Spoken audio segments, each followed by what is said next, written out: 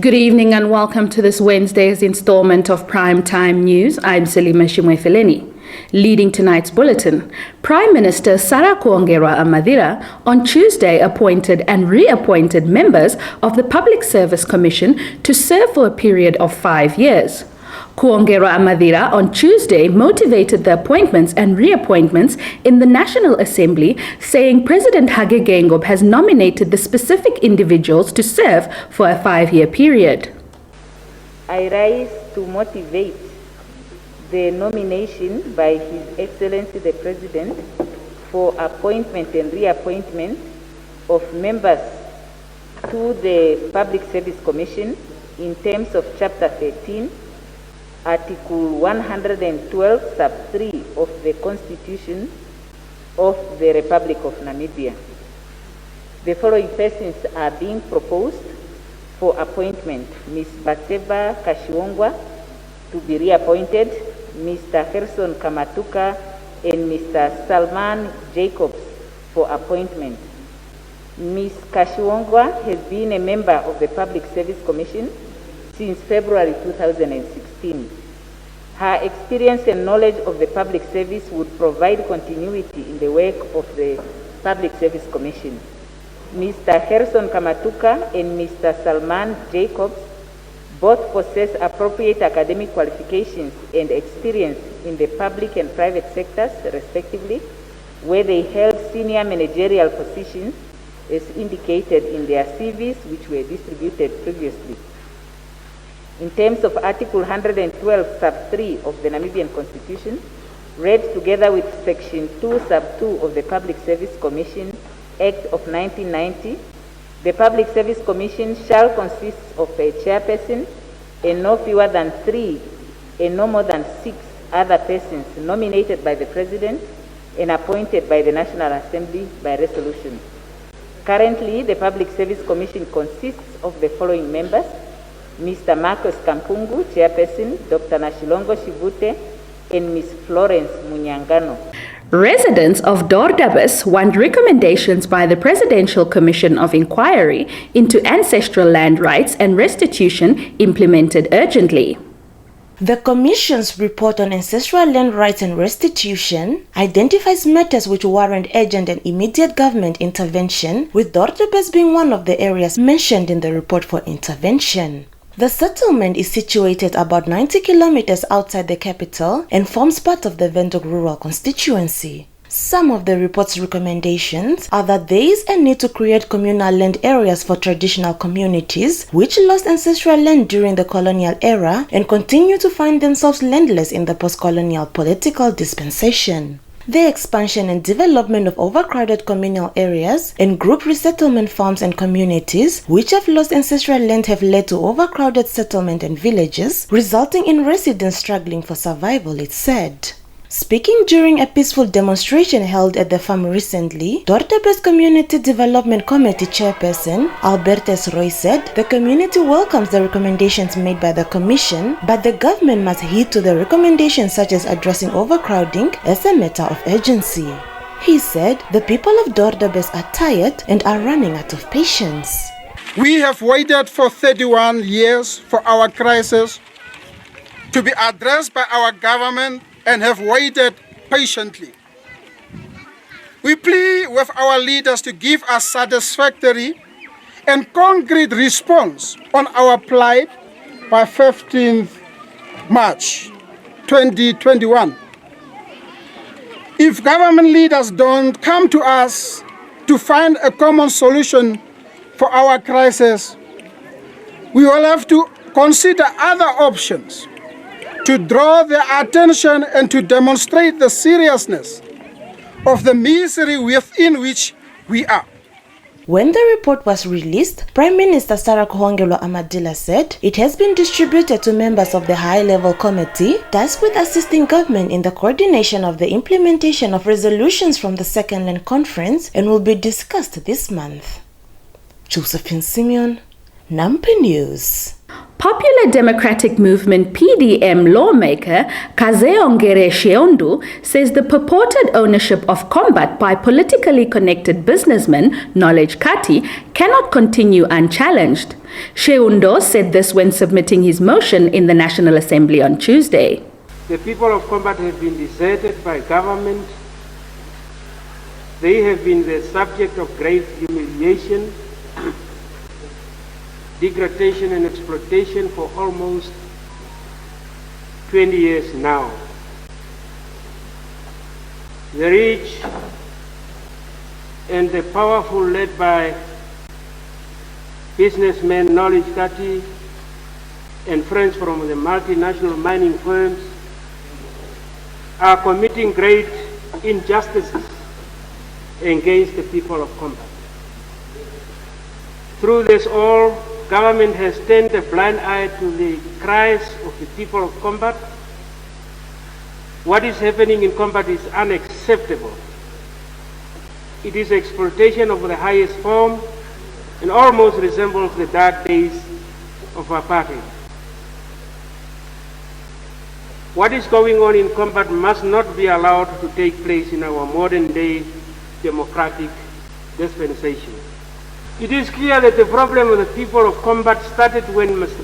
Kati supposedly bought the town of Combat in 2015. The residents of Combat, led by Combat Community Committee, have been trying to get clarity for the past, now 5 years, as to how exactly Mr. Kati managed to acquire ownership of the town. Until this day, Mr. Kati has failed to provide any proof of how and when he acquired ownership of the town. There is no deed of sale, deed of transfer, or even a title deed showing that Mr. Kati did indeed buy the town. Mr. Kati has also failed to provide proof as to how a government property duly proclaimed in 2006 has been alienated to become property of group mining. The residents of Combat are also demanding documentary proof of the claim that he made in his notice of motion to amend in the Otavi Magistrate Court, in which he claimed that he previously traded as group mining. It is about time that the Minister of Urban and Rural Development comes out clear and clarifies the issue around the ownership of Combat. Why has Mr. Kati not yet provided proof of ownership of Combat despite the countless attempts and efforts by the residents of Combat for him to do so? How did Mr. Kati acquire ownership of Combat while Government Gazette number 3679, Notice 119, published on 15 August 2006, declared Combat a township in terms of subsection 31, section 31, subsection 1 of the Regional Council Act 22 of 1992. We will be back shortly after the news roundup.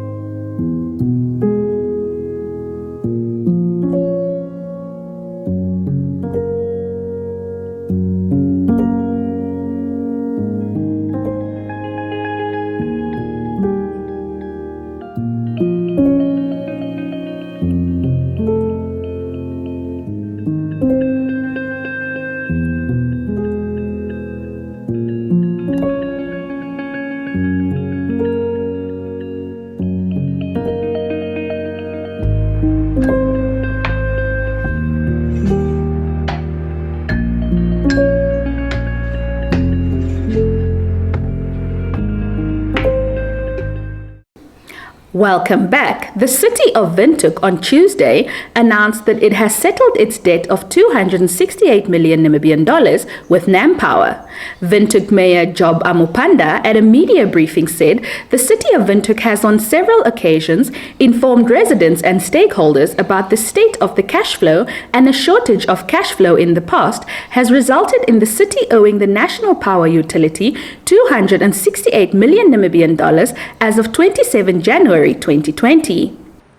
The city has been on record, particularly over the years, but particularly when we took over, to re-emphasize the fact that the state of our cash flow.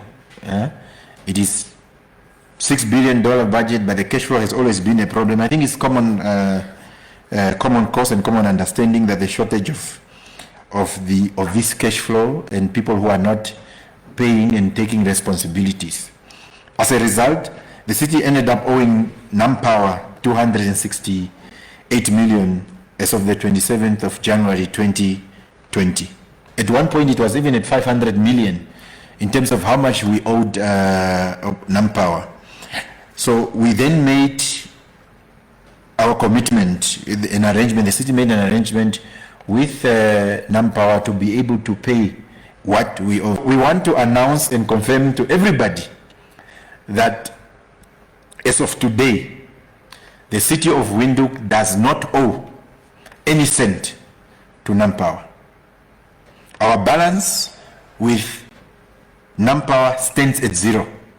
That 268 million that we're talking about, what we owed and what ministers and everybody are talking about in social media, what they maybe heard some years ago, as of today, anybody who's talking about whatever million we owe to NamPower will be talking absolute nonsense.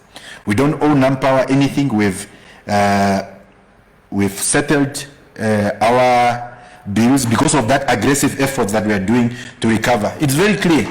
If people pay, we would not even hesitate. We didn't have to wait for this money to spend weeks in our account. We immediately settled NamPower. The Bank of Namibia on Wednesday announced that Mufiwa Building Projects has been instructed to cease business operations in Namibia with immediate effect after investigations revealed that its activities contravened the Banking Institutions Act. The business offers participants an opportunity to build and own houses by paying a joining fee of 200 Namibian dollars. They then have to recruit 6 people with the promise that members will receive payments to settle their home, purchase new homes, or renovate their existing houses. A media statement issued by the Bank of Namibia said the business activities of Mufiwa Building Projects constitutes a pyramid scheme which contravenes the Banking Institutions Act of 1998, and thus members of the public are urged to stop participating in the scheme.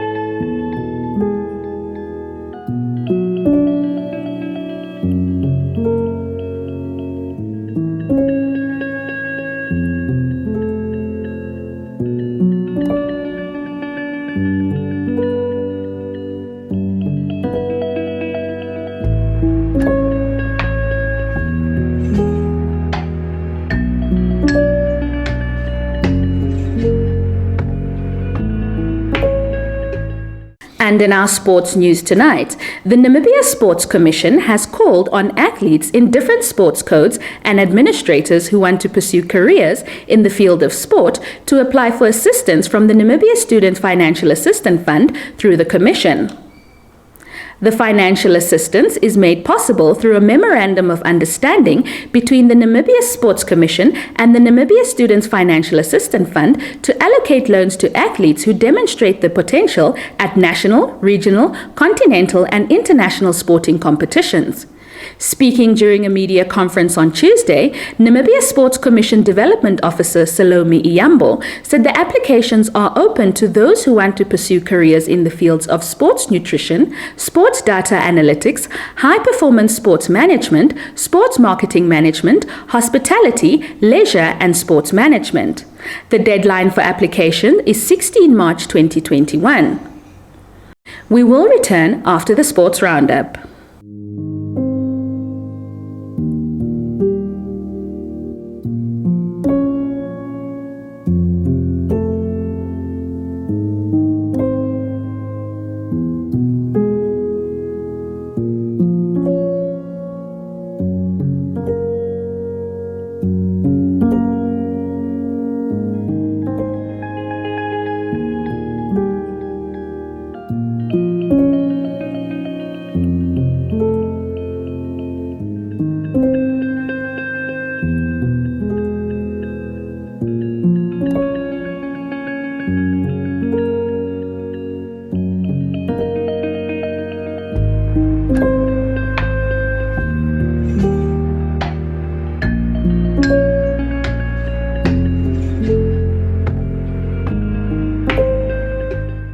That's all the news we had for you tonight. Many thanks for tuning in. If you're new to our channel, please subscribe, like, share, and click on the notifications bell to stay up to date with the latest happenings locally and globally. From myself, Salima Shimwe-Feleni, and the entire Nampa crew, it's good night.